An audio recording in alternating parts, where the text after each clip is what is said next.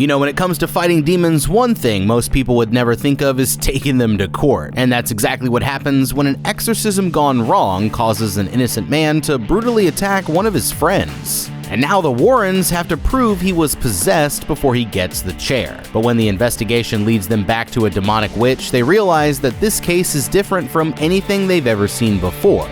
So we're here to break down the mistakes made, what you should do, and how to beat the demonic curse in The Conjuring, The Devil Made Me Do It. This case is about to be their most dangerous one yet. Late one night, somewhere in a quiet town of Brookfield, we find everyone's favorite demonologists, Ed and Lorraine Warren, on the case of yet another demonic possession. This time, they're coming to the aid of the Glatzel family, whose 8-year-old son, David, is being terrorized by a demonic spirit. All that's left to do is wait until the priest gets there, but it isn't long before the kid wakes up to something pounding on the bedroom door. Terrified, he ducks into the bathroom and takes cover inside the tub, but all of a sudden, the demon turns on the shower and starts covering him in blood. Worried, the adults come rushing in to see what happened, and with no time to reach the church, they decide to do the exorcism right there in the house. No matter what they try, it seems like the demon is only getting stronger, and when a bunch of plates start flying off the wall, Father Gordon hits the floor as he takes one to the head, leaving Ed to take over in his place. That's when the kid breaks free and tackles Ed to the ground, grabbing onto his chest and slamming down straight on his heart. At the last second, his sister's boyfriend, Arnie, pulls him away and starts shouting at the demon to take him instead, but that was his biggest mistake. Alright, now maybe I'm wrong here, but I thought these two were supposed to solve the problem, not make it 1,000 times worse. Like, first of all, the demon always starts tweaking the hardest right when the priest shows up, so if they already had enough evidence for an exorcism, then why not just skip that step and go straight to the church, or at least be ready for all hell to break loose as soon as the guy arrives? And from the look of things at the crib, it's pretty obvious that they've already escalated past the early stages of possession. I mean, this is full-blown demonic activity, so until the exorcism was over, they should have never let David out of their sight. You'd want at least 2 adults around at all times with cameras rolling to capture anything that happens. And it would probably be smart to take the locks off of his doors too, you know, just in case. Now, every exorcism actually has 2 sides to its final battle, the physical fight and the psychological one. So let's start with the physical side first. We all know that demons love smashing furniture, throwing people into walls, and making their victims do crazy circus tricks. This is all stuff we need to plan for ahead of time. From now on, the first thing that they should do is nail down or take out any loose furniture that can be turned into a projectile. Then we're getting everyone a full set of hockey pads and a helmet so they'll be protected from blunt force impacts. We also need to make sure the possessed person is tied down with padded restraints that can keep them in place without hurting them, and have a first aid kit, a fire extinguisher, and even some sedatives on hand in case of any emergencies. Or even go to confession if they have the time. Then they'll be able to stay focused on the battle no matter what the demon tries to pull. But since they screwed it all up, Arnie here is about to be in big trouble, and nobody even knows what happened besides him. Now, if he were smart, he would tell the others and get an exorcism right away, but he isn't going to realize how bad this really is until it's already too late. It's happening! It's finally happening! What's happening, you ask? Only the collab of the year. That's right, you guys, our friends over at Raid Shadow Legends are pulling out all the stops this month because they've partnered with the folks at 20th Century Games to bring the Xenomorph from Alien and the Predator to the game. Literally 2 of my favorite franchises coming together. Players can get the legendary champion Xenomorph for free by logging in for 7 days, starting November 24th. But this is a limited time event, so you gotta start now.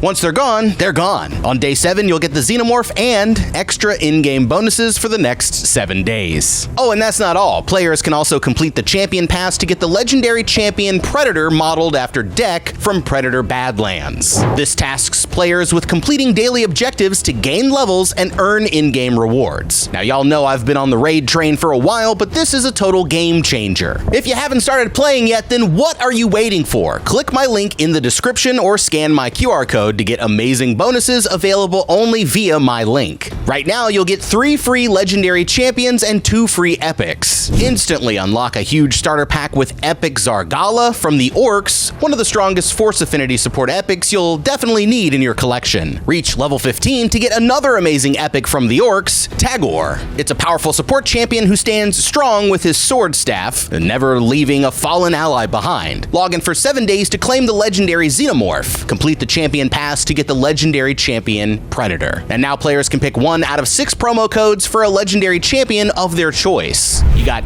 legendary champion Green Warden Rurark, promo code TREEHUGGER. Legendary Alice the Wanderer, promo code GETALICE. Legendary Tunarak, promo code DESERTQUEEN. Legendary Sun Wukong MONKEYKING, promo code MONKEYKING. Legendary Thowlin Foulbird, promo code DEMONSLAYER. And Legendary Ultimate Death Knight, promo code UDKING. These rewards are only available via my link or QR code, and come find me in the game under the name How to Beat and join my clan, the Nyoki Boys. Yeah! After the exorcism, the others rush Ed to the hospital where the doctors inform them that he's suffered a massive heart attack. He's gonna be laid up for a while, and worried sick, Lorraine decides to stay with her husband until he gets better. Meanwhile, Arnie is still being haunted by the memories of what happened that night, and he wakes up one morning to realize that he overslept. They're living above local boarding kennels where his girlfriend Debbie just got a job. He brings up wanting to leave town in search of a new place, but she's not really ready for that kind of change. The couple heads over to her parents' house for a family barbecue, and while everyone else is out in the yard, Arnie heads inside to get something out of the fridge. Everything seems normal at first, but as he turns around to go back outside, he notices a box of cereal moving around on the counter. He's not really sure if it's happening or not, but that's when the box jumps right off the counter and spills all over the kitchen floor.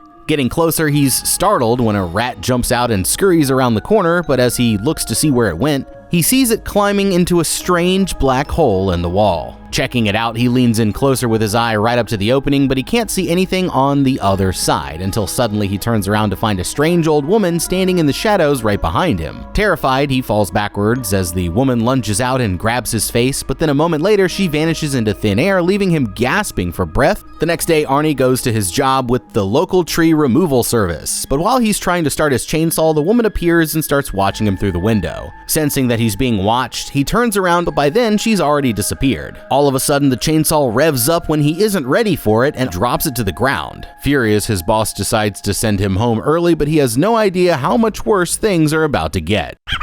Alright, this dude needs to get it in gear before getting in trouble at work becomes the least of his worries. Now, we already know he made a giant mistake by inviting the demon to possess him instead, but it's actually worse than you think. In demonic lore, a direct invitation is the most powerful and instant way to get possessed. Normally, demons have to fight their way in through an extended process of wearing the target down, but Arnie skipped right past all of that. And the worst part is the demon was already at full strength when it happened. So instead of having to start from scratch, it's basically loading up a New Game Plus run with all of its skills fully unlocked, and a much better meat puppet to drive around, because instead of an 8-year-old boy who basically can't do anything for himself, now it's in control of an adult man with the freedom to do whatever it wants. The problem is that only Arnie and Ed actually know what happened, and the demon might be giving Arnie some kind of amnesia, but now that he's seeing these visions, it should be pretty obvious that there's some residual demonic activity hanging around.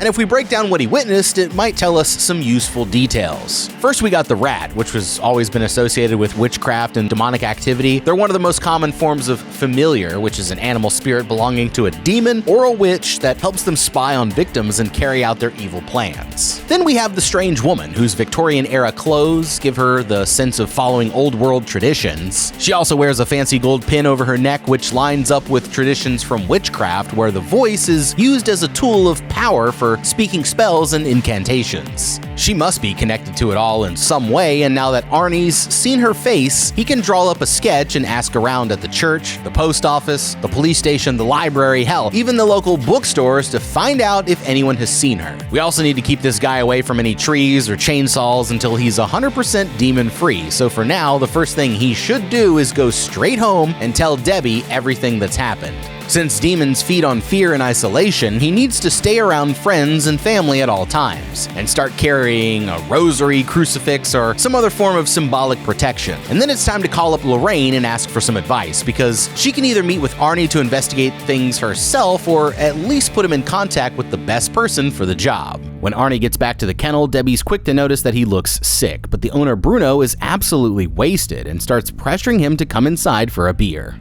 Meanwhile, back at the hospital, Ed finally wakes up for the first time since the exorcism, and he immediately tells Lorraine that the demon switched bodies, saying that they need to warn the others before it's too late. Whatever's going on with Arnie is only getting worse as Bruno comes along and starts shoving beer in his face. He keeps turning up the music louder and louder as Arnie breaks out in a cold sweat, and it's so loud that they can't hear the phone ringing as Lorraine calls to warn them. But when Debbie comes to check on him, Bruno pulls him up and starts trying to make him dance. This guy is so hammered that he won't even take no for an answer, and he ends up dragging Debbie into it even though she tries to pull away. But from Arnie's perspective, it looks like the owner is trying to steal his girl, even though in reality it's just the demon messing with his head. Worried that she can't reach them, Lorraine calls the police and asks them to send an officer. While back at the kennel, Arnie stumbles into the kitchen and starts washing his face in the sink. That's when he hears a scream coming from the next room, and when he goes back to the doorway, it looks like Bruno is starting to transform into some kind of terrifying demonic creature. Convinced that it's trying to kill Debbie, Arnie grabs his girlfriend and rushes her out of the room. But between the dogs barking, his girlfriend screaming, and the music blasting, he gets so overwhelmed that he trips and falls flat on his back. And as he looks up, everything suddenly goes dark as the music abruptly cuts out. All of a sudden, he sees Bruno charging towards him like a werewolf on all fours, and in a moment of panic, Arnie pulls out his pocket knife and drives it into the man's chest. Just minutes later, an officer arrives to find Arnie wandering down the side of the road with blood all over his hands. And when he pulls over to stop him, the kid acts confused as if he can't even remember what he just did.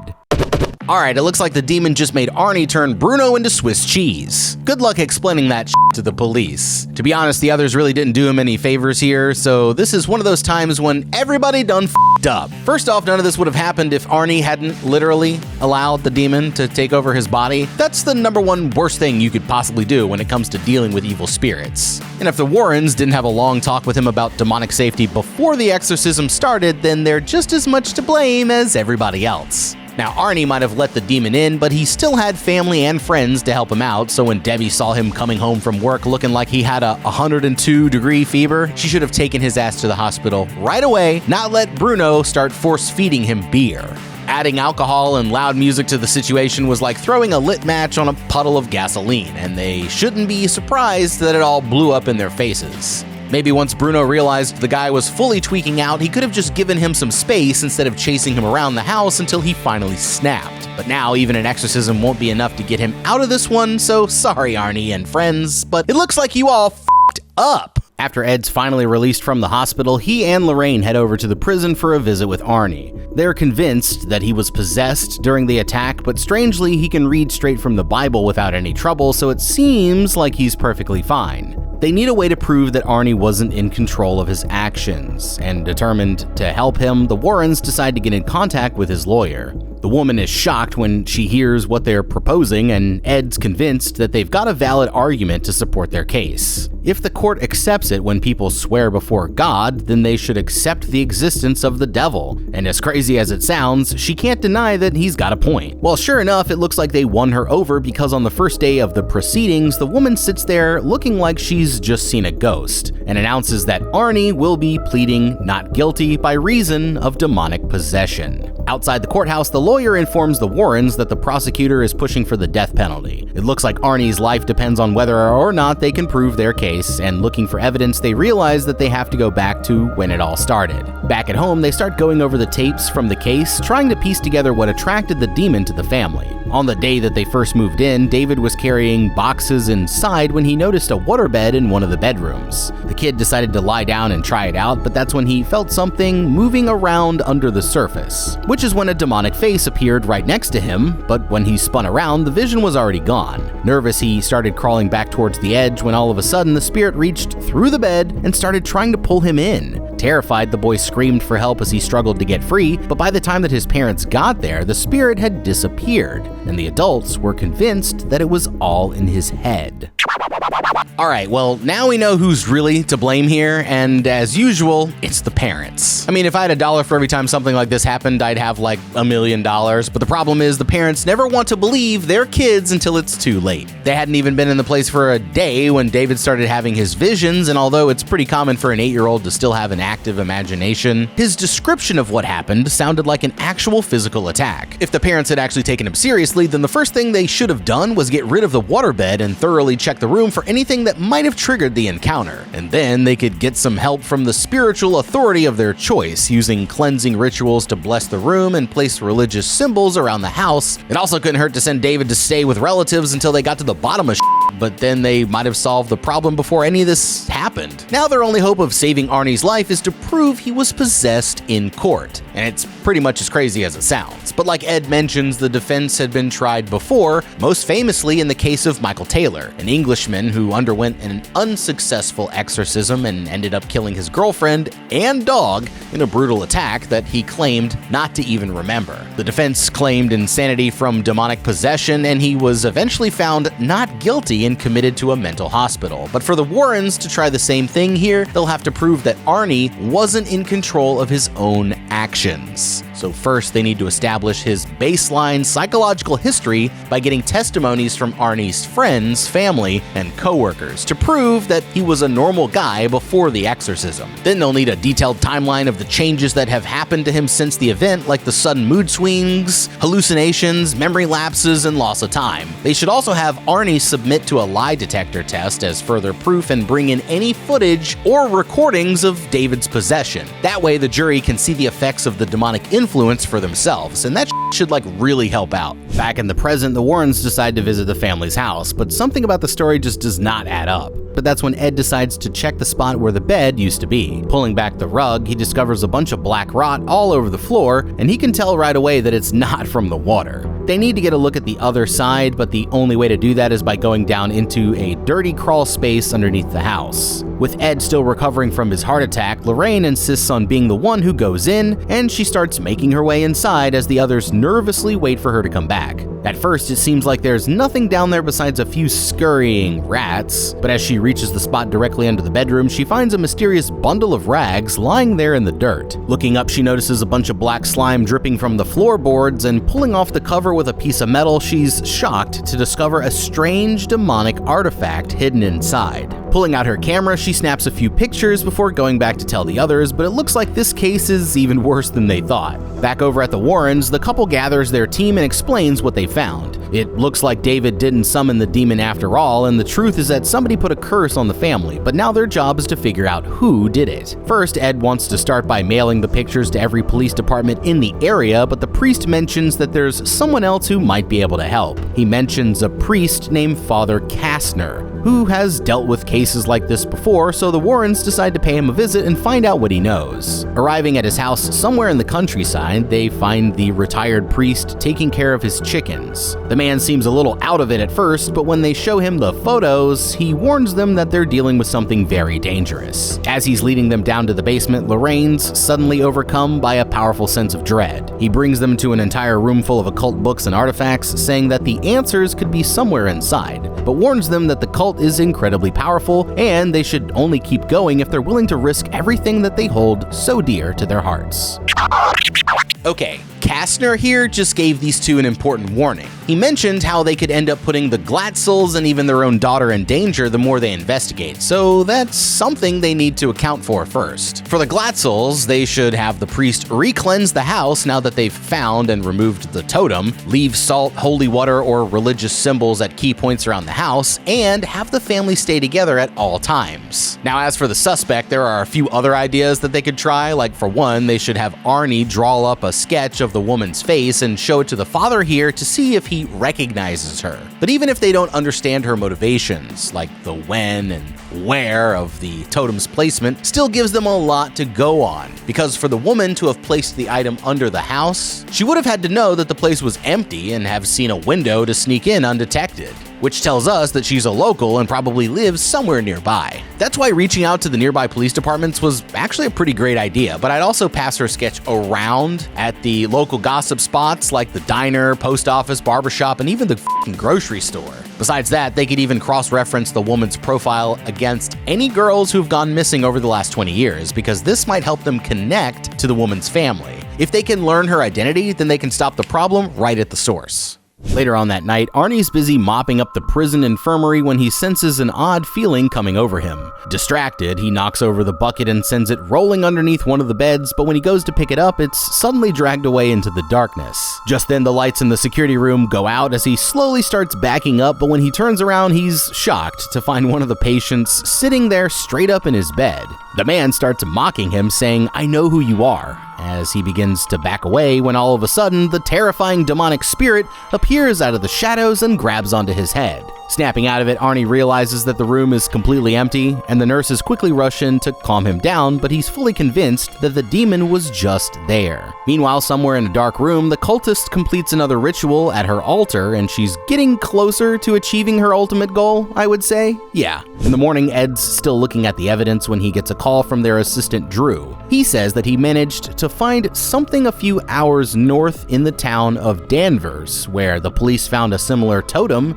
during one of their investigations. Meeting with the detective, they come to learn about a girl named Katie whose body was found stabbed to death after she and her friend Jessica disappeared. Jessica herself was never found, but when they searched her house, they found a totem just like the one from the Glatzels. The detective here says that he doesn't believe in anything supernatural and he isn't willing to help the Warrens unless they can help him, which is when Lorraine suggests that they can help find the missing girl, but before he's willing to trust her, he wants to put her so-called powers to the test. Grabbing 3 knives, he puts them on the table and challenges her to pick the right one. Insulted, Ed snaps at the detective for not taking them seriously, but Lorraine chooses the correct knife after just a few seconds. And with that, even the police are finally convinced. While the Warrens are busy with their investigation, Debbie and David go to visit Arnie at the prison, and they can tell just by looking at him that something is wrong. And although he tries to cover it up, he eventually admits that the demon is still after him,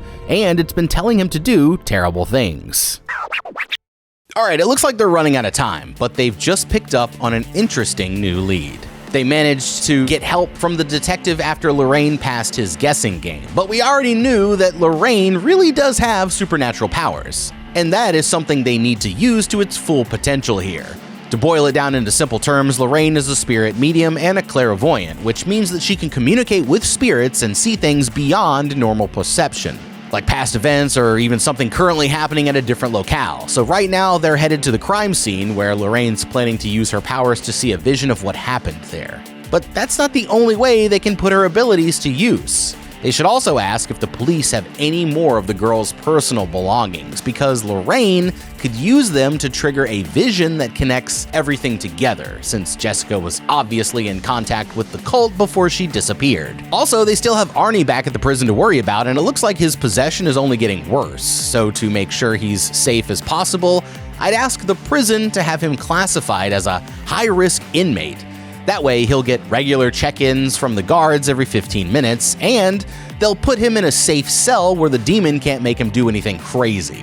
They should also try to have the priest visit him as often as he can, and make sure he gets daily check-ins from friends and family to help him stay positive until the Warrens solve the case. Back in Danvers, the detective brings the Warrens to the site where the girl's body was found. Lorraine can feel an evil presence still lingering over the area, but as she reaches down to touch the soil, the sunlight begins to fade as the entire forest suddenly goes dark. Sensing something behind her, she turns around to see the 2 girls come running out from behind a tree and begins to follow them as they run even deeper into the woods.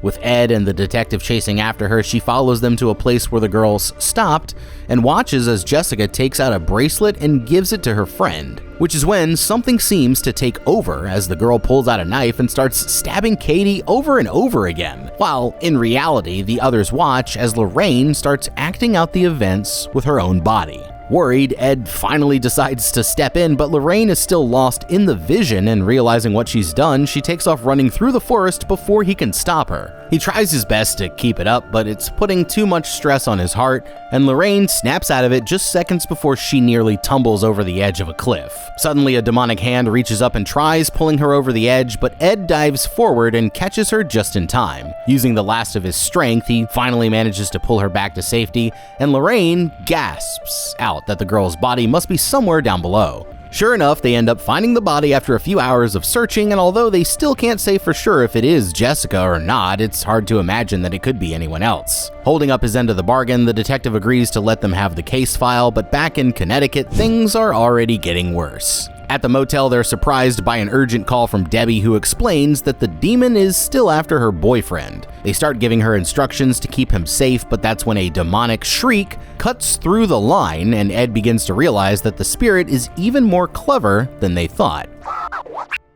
Alright, well, it was sure nice of the detective here to lend a helping hand. Like, Buddy just sat back and watched while the guy who just had a heart attack chase his wife all over the woods. But something like this always happens when they try to use Lorraine's powers, so maybe they need to start planning for it ahead of time. Now, when they're doing this in a house, they've got 4 walls to keep her contained, but out here in the woods, Lorraine should have literally been tied to Ed with a safety line so he could pull her back if she tried to go too far. And since she always ends up stuck in the vision for way too long, they should practice a safety phrase that Ed can say to help her snap out of it quicker. They also seem to be forgetting that Ed here recently had a major heart attack, and right now he's still in the long post-recovery window where any sudden physical strain or emotional shock could lead to another cardiac arrest. But next time it could be instantly fatal, so he needs to stop putting himself in these perilous situations where his adrenaline and blood pressure keep spiking like crazy. Instead, they should bring their assistant Drew or an unpaid intern to help them with the Lorraine wrangling, while Ed takes a break from any strenuous activities. But despite being on death's door, Ed managed to go in beast mode and save his wife from falling off a cliff, and even for a healthy person, that would still be a hell of a feat to pull off.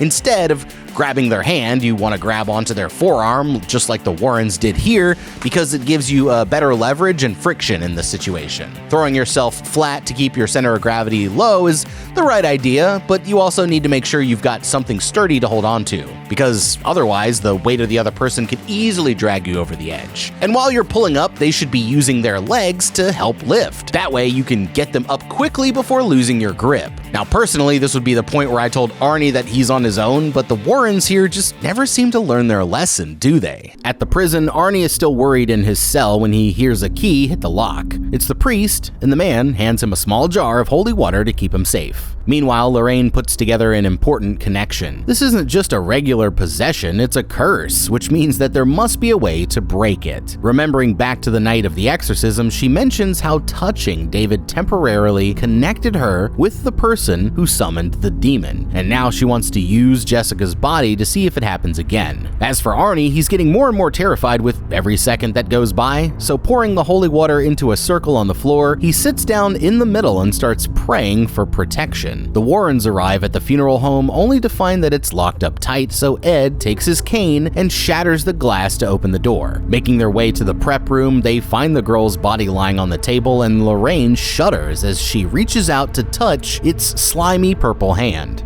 You know, at first, it doesn't really seem like it's working, but Lorraine tightens her grip as she feels a sinister presence come over the room. Opening the curtain, she finds herself at the end of a dark stone hallway and starts making her way up the winding staircase until she comes to a room with a huge demonic altar. As the vision goes on, she watches as the woman starts performing the ritual and realizes that she's about to attack Arnie once again. The witch reaches out and starts manipulating him like a puppet, but before she's able to finish the job, Lorraine takes over and breaks the connection, saving his life at the last second. Looking up, Lorraine finally sees the witch face to face, but the woman can see her as well, and now she knows exactly where they are. Which is when the room goes dark as the timer cuts off the lights, but when Ed goes back to reset it, he begins to get the feeling that they are not alone. Turning around, he sees a tall, bloated corpse standing on the other side of the room, but before he can get Lorraine's attention, the creature spins around and starts charging straight for her. Ed gets there first, pulling his wife away just in time, and as soon as the connection is broken, the zombie falls lifelessly to the floor, but now that the witch has seen her face, it looks like they won't be safe until she's caught.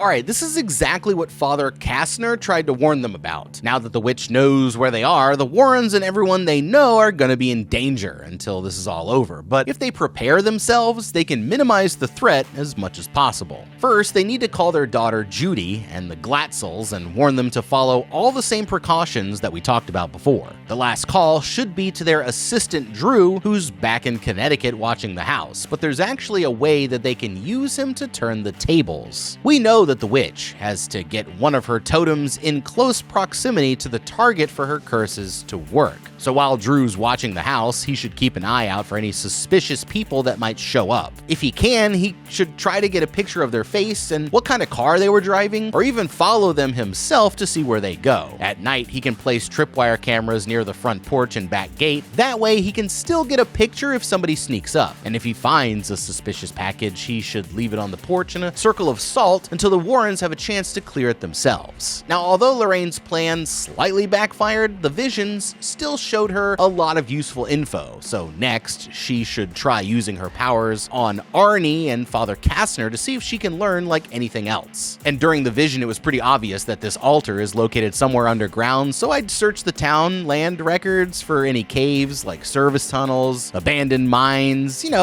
that might help them narrow it down.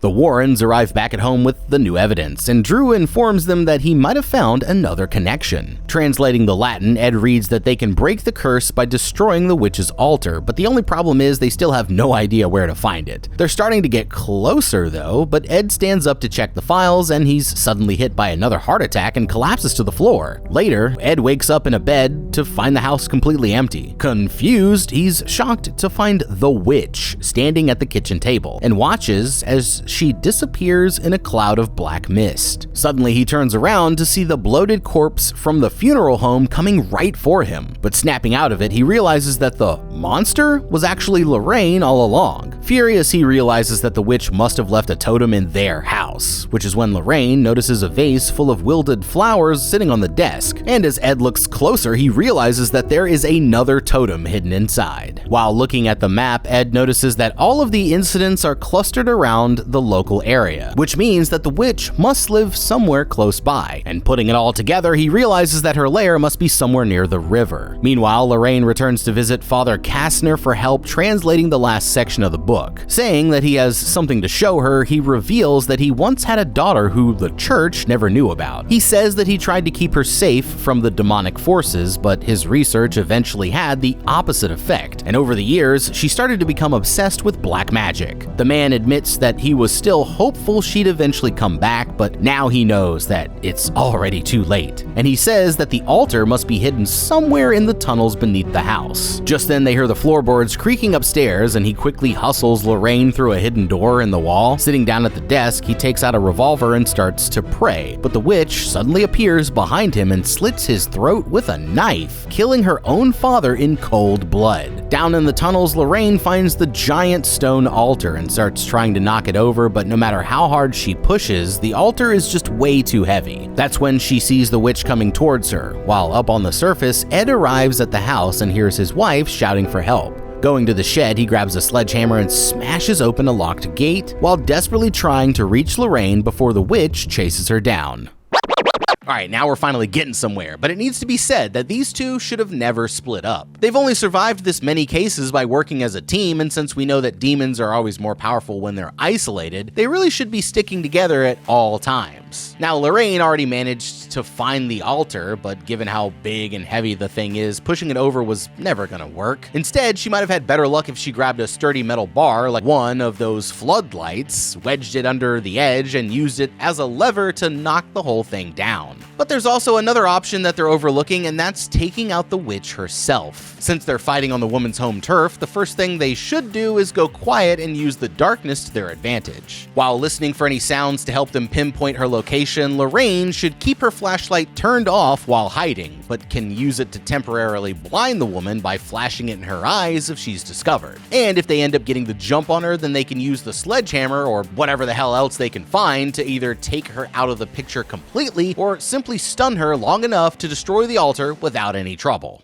As she's fleeing through the tunnels, Lorraine turns around only to crash right into the witch, and the woman crouches over her with a knife pointed straight at her eye. At the last second, she manages to grab a rock and smash the woman across the face, giving her another chance to get away. Climbing through the hatch, Ed sees his wife running towards him, but when she gets close, he realizes that it's actually the witch. Before he can even react, the woman blows a bunch of black dust straight into his eyes, and hustles back to the altar for the final part of the ritual. Lorraine keeps looking for her husband, and he suddenly charges out and swings the sledgehammer as if he's not in control of his actions. Cutting over to the prison, Arnie breaks out of his cuffs and starts levitating in the middle of the room. This terrifies Lorraine and she runs for her life as Ed chases her through the tunnels, and it seems like there's nothing she can do to snap him out of it. He chases her down until they're back in the ritual chamber, but that's when Lorraine finally manages to break through, and now that he can see clearly again, Ed takes the sledgehammer and shatters the altar with one powerful strike. Just then, a burst of demonic energy floods the tunnels as the curse is finally broken, and back at the prison, the others are relieved to see that Arnie is finally free. Stepping out of the darkness, the witch starts coming towards them with the knife clutched in her hand, but she's suddenly grabbed by the demonic force, and twisting her spine completely around, the demon emerges from the shadows and brutally snaps her neck, claiming the woman's soul as punishment for failing her task. With another successful demon hunt in the books, Ed claims the witch's goblet as a trophy and takes it back to their room of demonic artifacts. But that's not even the craziest part of the story. At the trial, their defense actually works, and Arnie only ends up serving 5 years for manslaughter before getting out and getting married to Debbie. And in the end, that makes 3 down and 1 demonic curse broken. And it looks like the Warrens learned another valuable lesson. The next time they're doing an exorcism, they better make sure that they finish the job. Oops, all Conjuring movies. No, but seriously, what a franchise, man. It just keeps giving and giving and giving, and now Ed and Lorraine Warren, certified screen classics, at least in the possession genre, and I gotta say this movie kind of delivered, man. I just love, when Ed was saving his wife off the cliff, I was like, give that man a break. But you gotta let me know down in the comments if you guys would have done anything differently. Thanks again to Raid Shadow Legends for sponsoring today's video. Click on the link in the description to download the game, and we'll see you next time. Thank you so much for watching. Leave a like and subscribe. Check out that How to Beat playlist for more videos just like this one. I'm the guy. We'll see you in the next video, and have a damn good day.